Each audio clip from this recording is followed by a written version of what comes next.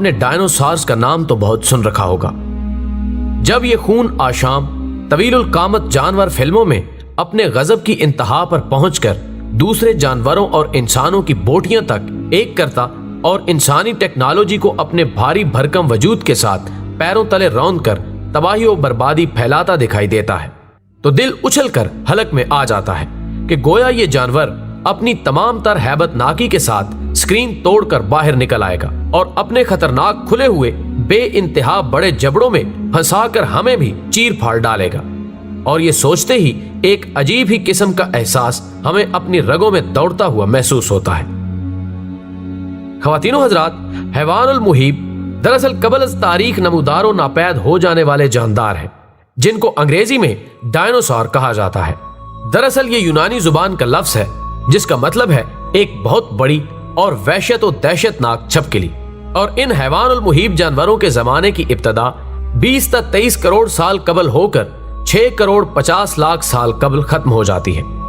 گویا لگ بھگ 16 کروڑ سال تک یہ جاندار خاکے ارض پر چلتے پھرتے رہے، اور آج کرۂ ارض پر اڑتے پرندے ڈائنوسور کی ایک قسم تھیروپوڈ یعنی اڑنے والے ڈائنوسور کی اولاد سمجھے جاتے ہیں۔ دوستو، اگر اس کائنات کی عمر کا اندازہ لگایا جائے تو ایک اندازے کے مطابق ہماری کائنات 13 ارب 70 کروڑ سال پرانی ہے، اور اس کرہ ارض یعنی زمین کی پیدائش 4 ارب 50 کروڑ سال ہے، اور اس پیدائش زمین کے بھی 1 ارب سال بعد زمین کو رونق بخشنے کے لیے اللہ نے یہاں زندگی پیدا کی۔ اللہ تعالیٰ نے ہر چیز کو پانی سے تخلیق کیا، اور پھر تقریباً 47 کروڑ سال قبل تک زندگی مچھلی وغیرہ سے ملتے جلتے جانداروں جیسی رہی۔ اس کے بعد خشکی پر بھی حشرات نما زندگی دیکھی جانے لگی جو خاکے ارض پر مختلف ادوار طے کرتی ہوئی کوئی 20 کروڑ سال قبل ڈائنوسار تک پہنچی۔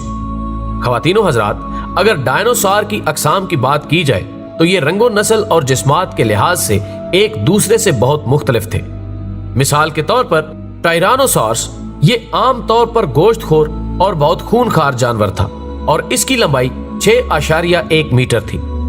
اس کا وزن 15,000 کلو گرام تھا، اور یہ 27 کلومیٹر فی گھنٹے کی رفتار سے دوڑا کرتا تھا، اور اس کے دانت بہت تیز ہوتے تھے جو لمحوں میں ہی اپنے شکار کو چیر پھاڑ کر رکھ دیتے تھے، اور عمومی طور پر یہ ڈائنوسور فلموں میں بہت دکھایا جاتا ہے۔ اسپائنوسورس، دوستو یہ بھی ایک گوشت خور اور خونخوار جانور تھا۔ اس کے اوپر ایک کوہان بنی ہوتی تھی، اور یہ لمبے منہ والا ڈائنوسار تھا۔ اس کی لمبائی 4.3 میٹر اور اس کا وزن 21,000 کلو گرام تھا۔ اس کی چوڑائی 3 میٹر تھی، اور اس کی رفتار 8 کلومیٹر فی گھنٹہ تھی۔ ٹرائسراٹوپس، ناظرین گرامی، یہ ٹرائسراٹوپس فیملی سے تعلق رکھنے والا گینڈا نما سبزی خور ڈائناسور تھا، اور عمومی طور پر یہ ٹائرانوسورس کا شکار بنتا تھا۔ اس کے سر پر 2 سینگ سامنے کی طرف نکلے ہوتے تھے۔ اس کی لمبائی 3 میٹر تھی، اور اس کا وزن 12,000 کلو گرام تھا، اور درختوں کے پتے اور گھاس اس کی خوراک ہوتے تھے۔ ایپٹاسورس، یہ بہت لمبی گردن اور بھاری بھرکم جسم والا سبزی خور ڈائناسور تھا، اور اس کا وزن 22,000 کلو گرام تھا۔ اس کی لمبائی 23 میٹر تھی، اور عموماً اس پر ٹوروسوس نامی گوشت خور ڈائناسور حملہ آور ہوا کرتا تھا، یا یہ اس کی خوراک بن جایا کرتا تھا۔ یہ ڈائناسور باقی سب سے طویل قامت اور بھاری بھرکم تھا۔ اس کو بھی فلموں میں اکثر دکھایا گیا ہے۔ ویلوسی ریپٹر، دوستو درمیانے قد کا حامل یہ ڈائناسور بھی گوشت خور تھا، اور اپنے سے چھوٹے جانوروں کا شکار بڑے شوق سے کرتا تھا۔ اس کے دانت بہت تیز تھے، یہ بڑی جلدی اپنے شکار کو چیر پھاڑ دیتا تھا۔ اس کا وزن 1500 کلو گرام اور اس کی لمبائی 4 میٹر تک ہوتی تھی۔ یہ 64 کلومیٹر فی گھنٹہ کی رفتار سے بھاگا کرتا تھا۔ اسٹیگوسورس، اس کا سر اور منہ بہت چھوٹا نیچے کی طرف، اور جسم بھاری بھرکم اور کوہان کانٹے دار اور اوپر کو اٹھی ہوئی تھی۔ اس کی خوراک درختوں کے پتے اور گھاس پھوس تھا۔ آرکائیوپیٹرکس، یہ اڑنے والا پرندہ گوشت خور ڈائناسور تھا۔ اس کا وزن 1 کلو گرام اور سر سے لے کر دم تک اس کی لمبائی 51 سینٹی میٹر تھی۔ ناظرین گرامی، تمام گوشت خور اور سبزی خور ڈائناسورز گروہوں کی شکل میں رہا کرتے تھے، اور جب یہ بھاگتے یا دھاڑتے تھے تو زمین کو لرزا کر رکھ دیتے تھے۔ جس کی وجہ سے بقیہ تمام جانور ان سے کنارہ کرنے میں ہی اپنا بھلا سمجھتے تھے۔ خیر، اگر ان کے ناپید ہونے کی بات کی جائے تو ماہرین ان کی تباہی کے دو پس منظر بیان کرتے دکھائی دیتے ہیں۔ ایک رائے تو یہ ہے کہ کوئی بہت بڑا شہاب ثاقب زمین سے آ ٹکرایا جس نے ان کو جلا کر خاکستر کر دیا،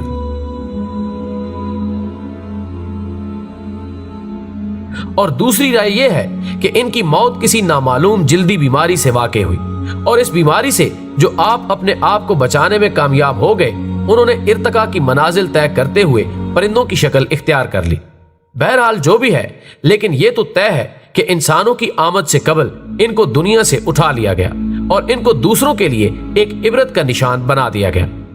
لیکن دوستو، یہاں ایک گروہ ایسا بھی ہے جو کہتا ہے کہ نہ صرف انسان کی آمد کے وقت بھی ڈائناسورز دنیا میں موجود تھے، بلکہ اس کے ساتھ دوسری مخلوقات جیسا کہ ہاتھی، شیر وغیرہ بھی پیدا ہو چکے تھے، اور اس وقت انسان اور یہ جانور بہت زیادہ بڑے اور دراز قد ہوتے تھے۔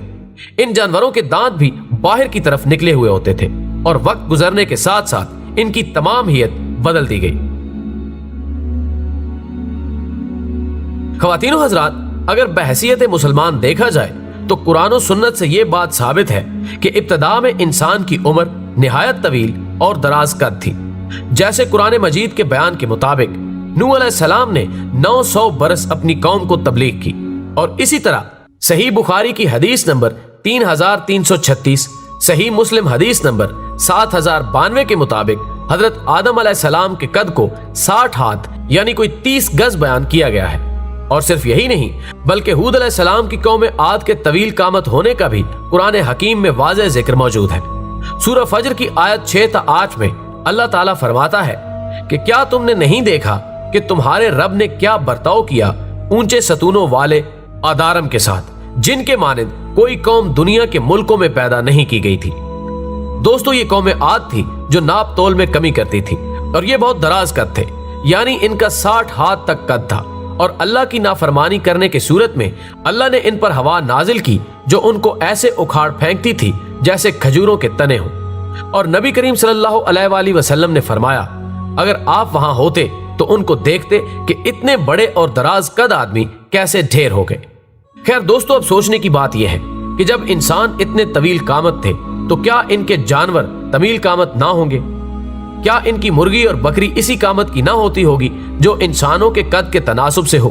آج ہم سائنسی اعتبار سے کم از کم اس پر متفق ہیں کہ پہلے ادوار میں جانوروں کی بہت سی موجود اقسام آج سے کہیں زیادہ طویل قامت تھی۔